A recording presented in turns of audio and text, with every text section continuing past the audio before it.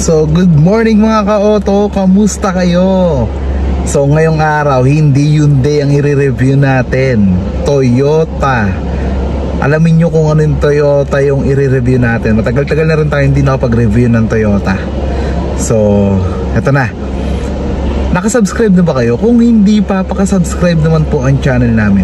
Bibigyan ko kayo ng 5 seconds para mag-subscribe. Ito na ang 5 seconds nyo. 1, 2, 3, 4, 5. Pakisubscribe naman po ang channel namin. Samahan nyo ngayong araw sa Toyota. Magre-review tayo ngayon ng napakagandang unit. So ano pang hinihintay nyo? Click nyo lang yung bell button at subscribe nyo na yung click nyo lang yung all notification para updated kayo sa lahat ng video na i-upload namin. Simulan natin yung video na yan after ng intro na to.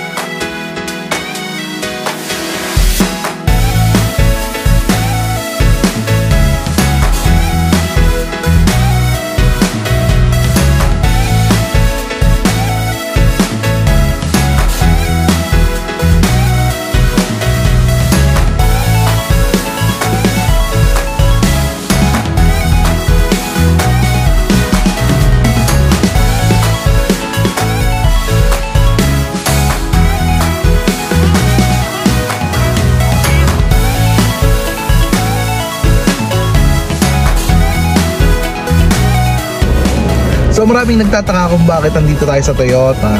May nag-request kasi sa akin na client. Anyway, baka ito na rin yung sign na baka bumalik ako sa Toyota.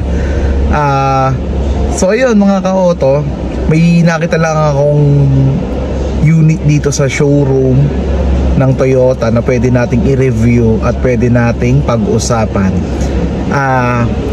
Hindi natin ma-review lahat kasi medyo nagmamadali ako, pero bibigay ko yung best ko para ma-review natin, masabi ko yung ibang specs nito. Then kapag may kulang, balikan natin. So simulan natin yung video na yan. Let's go. So simulan natin sa gulong mga ka-auto. Ang sukat ng gulong nito ay 265/65 R17. Ganda, no? Ganda ng gulong nito. Punta naman tayo sa ilaw. Yan. Yung ilaw niya LED, then yung fog light LED na rin. Then yung grill, napakaangas sa grill na may badge na GR. Yun, no? Grabe namang ganda nito mga ka-auto. Tignan natin yung makina mga ka-auto.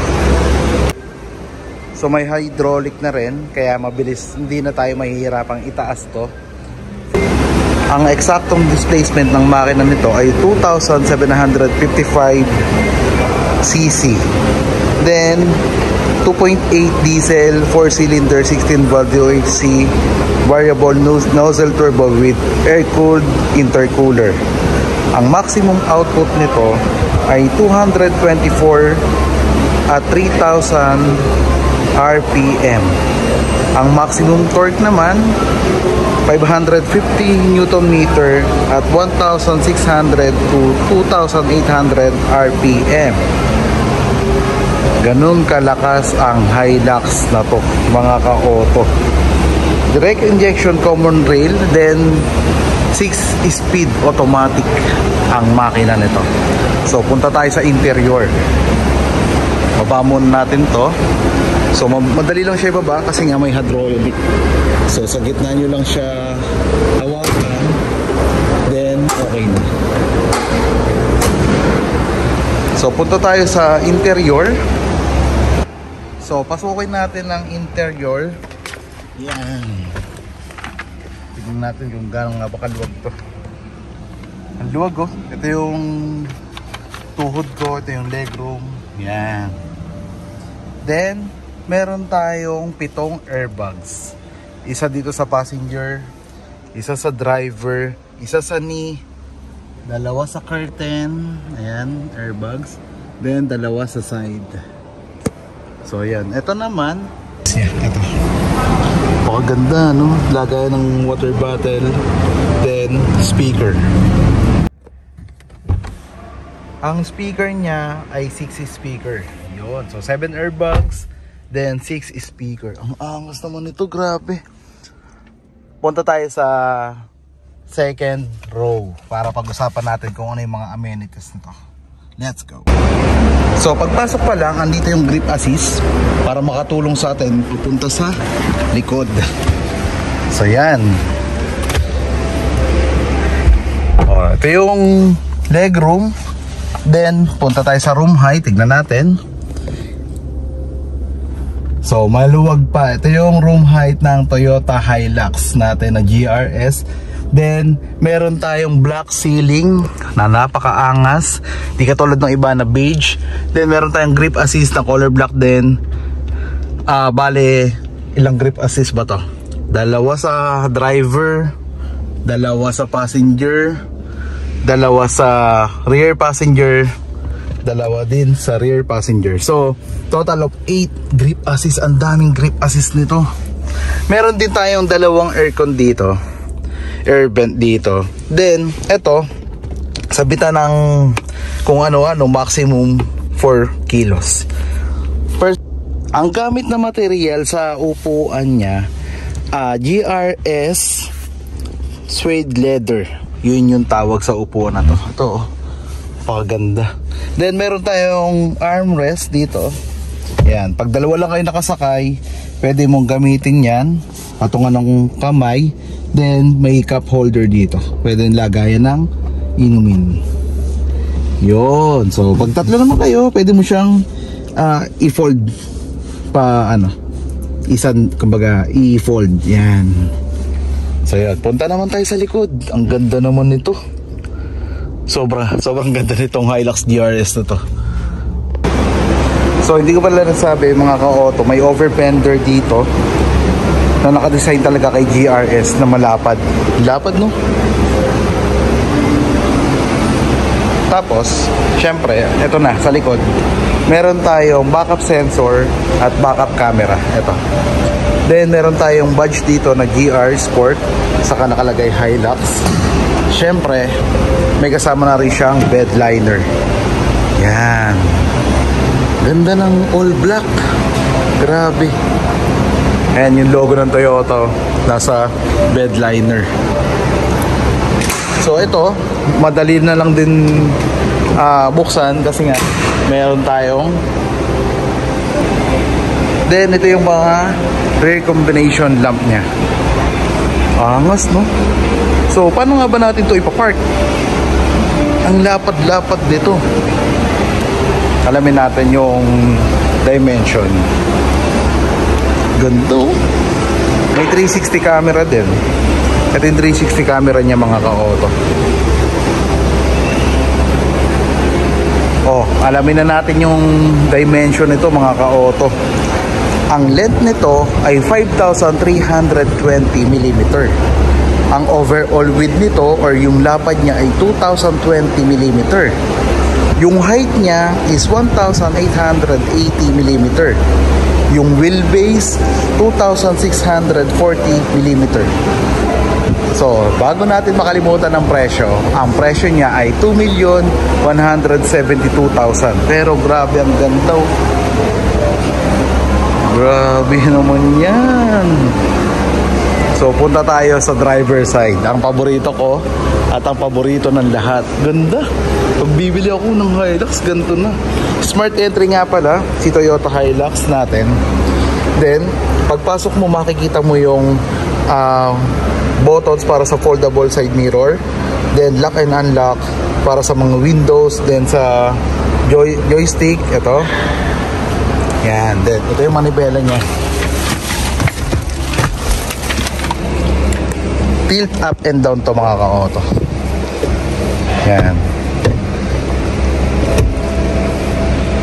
tilt up and down. Sa manibela mga ka-auto, dito yung buttons para sa volume. Then nandito naman yung para sa instrument cluster, ito. Then meron tayong paddle shift dito, plus minus. At meron tayong control ng cruise control, ito. Yan. Pagdating naman sa infotainment, 9-inch to na may AM, FM, Bluetooth with Apple CarPlay at Android Auto. Push start na mga ka-auto. Then ito yung naman yung knob niya para sa 4x4. Kung gusto nyo mag 4x4, ito yung knob natin. So ito yung aircon. Then meron tayong wireless charger dito, dalawang cup holder, eco mode and power mode. Then ito yung shift gear. Then naka manual handbrake pa ang Hilux GRS natin na may malaking center console. Malaki din yung glow box niya. Ito. Yan, meron din sa baba, saka sa taas. Yan, ito pwede mo lagyan ng drinks. Mamaintain niya lang yung lamig pero hindi siya yung nag-yelo. Napakaangas naman ito mga ka-auto. Ang ganda ng Hilux GRS. Then dito yung time hazard. Yan. So ayun, may mga nakalimutan ako malamang. So mga ka-auto, nasabi ko na yung dimension, yung interior, exterior, yung mga amenities sa likod. Punta naman tayo sa safety features. Meron ang Hilux natin, meron ng 7 airbags, blind spot monitor, backup camera, backup sensor, then VHC or vehicle stability control, downhill assist or DAC, hill start assist. Then meron na rin tong pre-collision or yung front collision, lane departure. Yan, meron na to. So kapag may mga hindi ako nabanggit mga ka-auto, i-comment nyo lang. Then pag-usapan ulit natin. Alam ko marami akong hindi nabanggit. Katulad ng spare tire, nakalimutan ko. Ikutan natin bago matapos tong video na to. Then yun nga, ang presyo nito is 2,172,000 pesos. So kapag may question kayo mga ka-auto, i-comment nyo lang below. Then yun nga, babalik na tayo sa pagre-review ng unit. Baka ito na rin yung sign para bumalik ako dito sa Toyota. Yun. So maraming salamat mga ka-auto. Sana tapusin nyo yung video na to. Huwag nyo pong i-skip yung ads. Then magkwentuhan tayo sa mga vlogs natin. Maraming salamat po mga ka-auto. Mag-ingat po tayong lahat. God bless po sa ating lahat. Bye!